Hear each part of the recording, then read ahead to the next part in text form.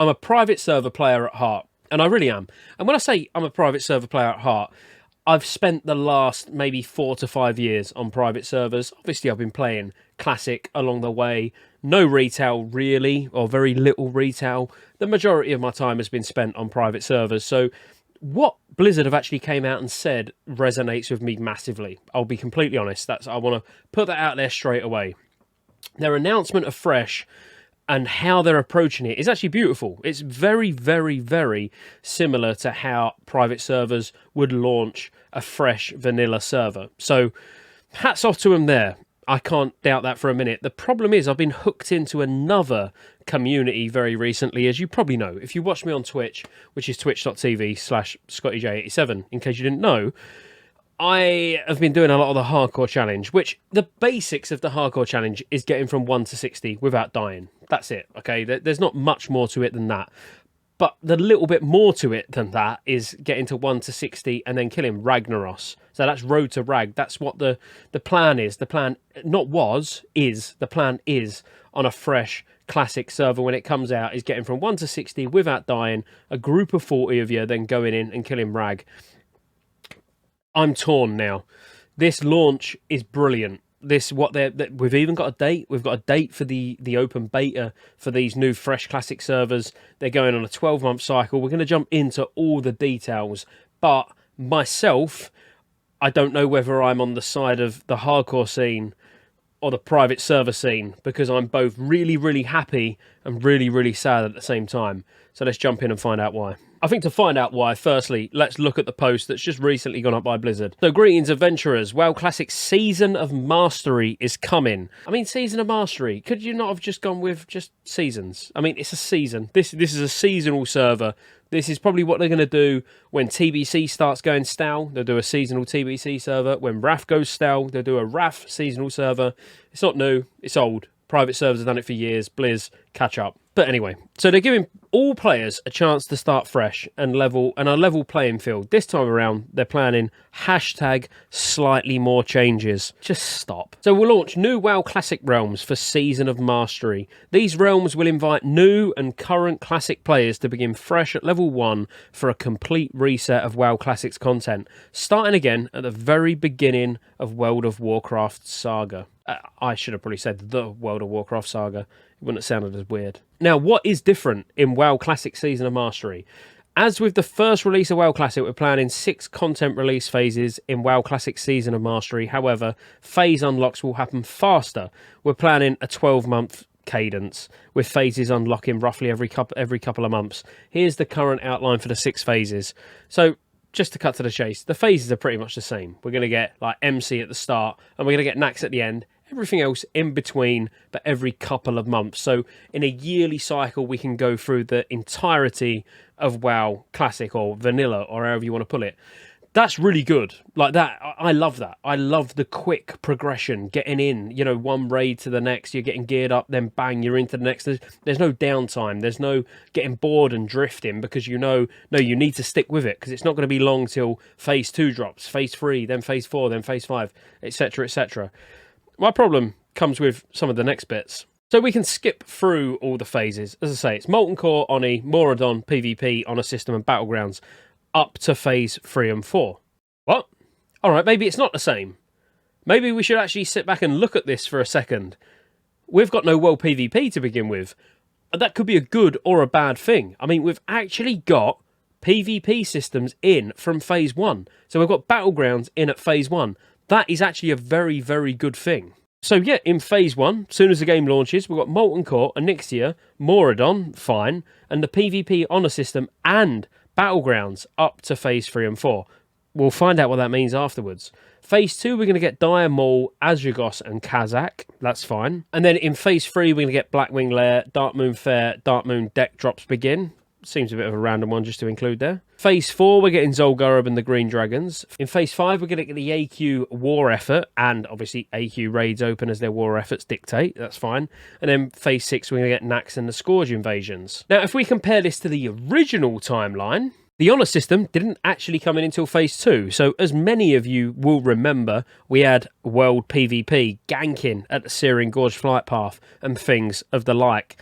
So the phases have shifted around ever so slightly, but nothing major, nothing that we really need to worry about too much. When it says about PvP systems in Phase 4 and Phase 5, to me it just looks like they're going to actually have all of the battlegrounds available from the start, including Arathi Basin, where the battlegrounds were introduced over the phases just from the get-go. Basically, Phase 1 starts, boom, you've got all your battlegrounds, which I don't see any problem with that, if I'm honest. Now it's on to the interesting stuff, and this is the interesting stuff, because now we're going to get to the raids, and obviously you know PvE is my bag. I'm not really that bothered about PvP, although I think this time around, in a Classic Fresh, I probably will take PvP a little bit more seriously, but PvE still is where the heart is, so let's talk about the PvE side. So the original release of WoW Classic was made to recreate the difficulty and challenge of patch 1.12 from the original World of Warcraft release. While we strive to bring a faithful recreation of that release, many raid encounters turned out to be easier than the first time around, obviously. Players simply were more experienced and prepared, and patch updates greatly increased player power. With that in mind, we're planning a few changes to make those early raid bosses pack a bit more of a punch, and attempt to recapture the original challenge they presented. These changes currently include, but are not limited to means there could be more changes yet, and I think these ones are probably enough. World buffs. We don't need examples. They're disabled in raid instances, so your world buffs will not work. Restoring mechanics that were removed early on to some raid bosses. So a small example of that would be like Onyxia, where it does the fireball and you're all like disorientated and running around all over the place. That was apparently removed. And there's things that happen to bosses during, you know, from 1.0 to 1.12, which had obviously been removed. You know, we had them in their 1.12 state. So they'll be pre-nerf, if you like, where we thought we had pre-nerf bosses before, but we didn't. I'm still sceptical on this comment, if I'm completely honest. I think we may, and it's me being hopeful, we may see things that none of us remember. No boss debuff limit up from 16. No debuff limit. No. That's scary in very, very, very many ways, because that instantly screams out to me, well, take loads and loads and loads of warlocks. I don't know why, but I just feel like with no debuff limit, just stack Affliction Warlocks. You know, they're infinite pumping machines for as long as your healers can keep them up when they life tap. You know, so as long as your healers don't struggle on mana because they've got good amounts of Spirit or MP5 and they can keep your Warlocks up, your Warlocks can pump forever. Could be a new meta, and this is why it's exciting. We could see new metas being made with small changes that they're actually bringing in. Hashtag slightly more changes. Increased health on bosses to offset buffs and removed debuff limit. I didn't see anything about player buffs, so I'm assuming maybe with no debuff limit, they're maybe saying that there's no buff limit either, which with no world buffs is not going to matter, so I don't know. I'm out of answers there. But their goal is to make the bosses feel more challenging than they did in 2019 and bring the content faster. So a true private server WoW Classic seasonal server. Pretty cool, actually, if I'm honest. It's the next bit where I start to cower slightly because I'm doing a lot of the hardcore challenge. As I've said before, getting to 1 to 60 without dying. It's great fun, an amazing community.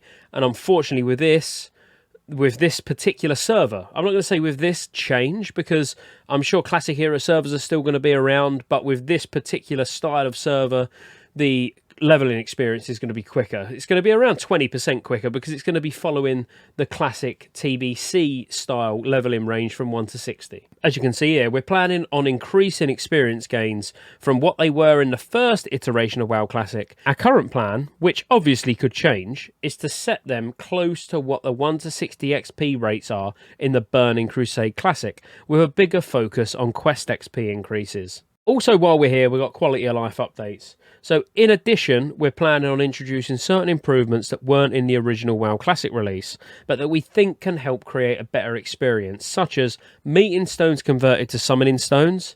I 100% agree with this. Like, I've got no negative remarks about this whatsoever. They should have been summoning stones to begin with. Just my opinion. They're there to serve a purpose. They never served a purpose in Classic. They can serve a purpose now. Increase mining and herbalism nodes. So realms tend to be more densely populated in WoW Classic compared to the original 2005 design. Increasing gathering node spawns should provide a more consistent economy this time round. And again, I completely agree with. We all know back in Classic, a few years ago, not even a few years ago, a couple of years ago, mining and herbalism was a pain. They was farmed, plagued by bots. This is going to be plagued by bots. Of course it is. They're going to be able to sell gold. So that, I mean, it would have been nice to have seen something in this just indicating towards like, and we're also going to increase, I don't know, some sort of security measure to detect bots, you know, something like that. I don't know. But they haven't gone down them lines. But I think it would have made a lot of us feel better. Some of these changes are brilliant. Some of them are amazing. Depends what sort of style of play you intend on doing. But I don't know. Mentioning bots would have been good, in my opinion, at least. But let me know what you think. Fresh Classic, it's announced. We're going to be playing it on, when is it? Oh, we've not even got that far. We're going to be playing it on the 5th of October. So open beta beginning 5th of October. I don't think there's going to be that much to test, let's be completely honest. It's going to be pretty much exactly the same. We're not really going to get to raid in on open beta, are we? Are we that bothered about going in and experiencing what the raids are going to be like in their current state? I'm sure some people will be, but I won't. So I might pop on there from time to time and just see how it goes. But that's it. Fresh Classic on the way, boys, with a beta date as well. So until next time, like and subscribe, obviously. See you on the next one.